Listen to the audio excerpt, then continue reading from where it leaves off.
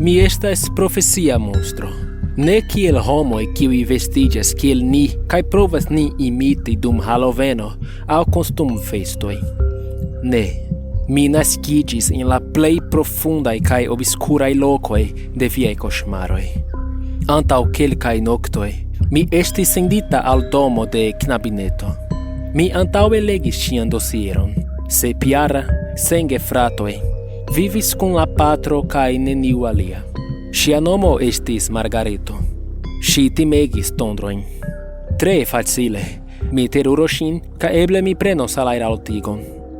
Mi stariĝis marde nokte, glitante tra la fenestro kaj sub la liton, silente kiel serpento. Mi lekis la mallumon. Mi apenaŭ povis atendi la enlitiĝon. La pordo malfermiĝis knare, kaj la lumo inundis la ĉambron. Mi aŭdis timidan bonanokton, paĉjo, sekvita de kolera ekkrio, kiu skuis min ĝis la gelatenaj ostoj.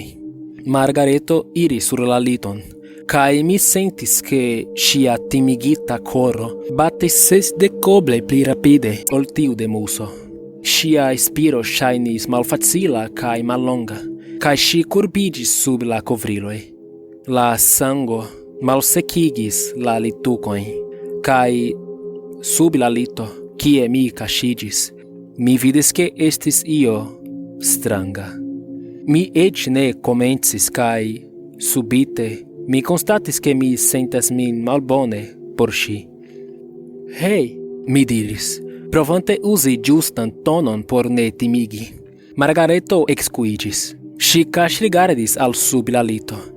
Kiu estas tie? Ŝia voĉo estis malalta. Malgranda eĥo en ŝia ĉambro. Mi estas la monstro sub via lito. Mia koro batis tiel rapide kiel la ŝia. Mi neniam faris tion. Ĉu vi povas diri kio estas malĝusta? Margareto malsupreniris apud mi, kaj mi povis vidi ŝin pli klare en la lunumo.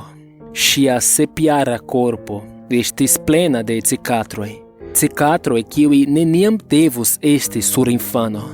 Ŝiaj okuloj estis rompitaj, malplenaj. Ŝi vidis ĉiujn teruraĵojn de la mondo kaj ne plu povis elteni. Mi provis paroli, kaj tiam mi ekploris.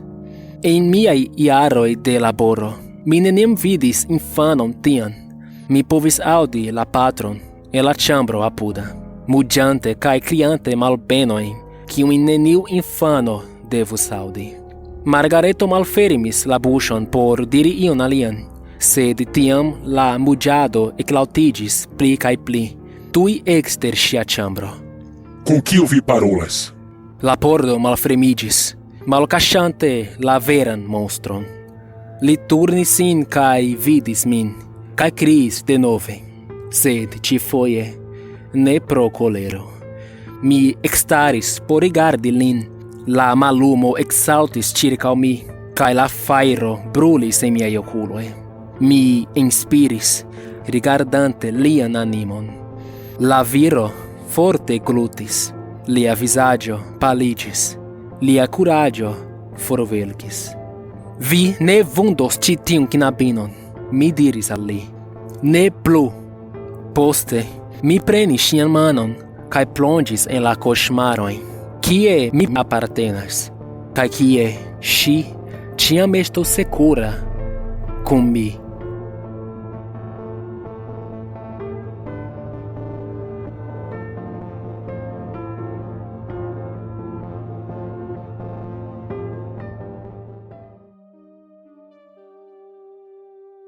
Saluton, mi estas Erikso.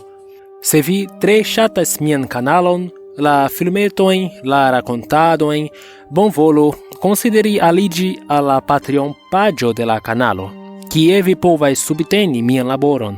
Estas diversaj niveloj kiujn vi povas elekti, ĉiuj el ili kun diversaj rekompensoj, ekskluziva enhavo, kaj kiun ajn vi elektos, vi vere instigos min daŭre krei pli da filmetoj. La ligilo al la Patreon-paĝo estas en la priskribo ĉi sube. Mi atendas vin tie. Dankon pro spekti la filmeton. Gis poste.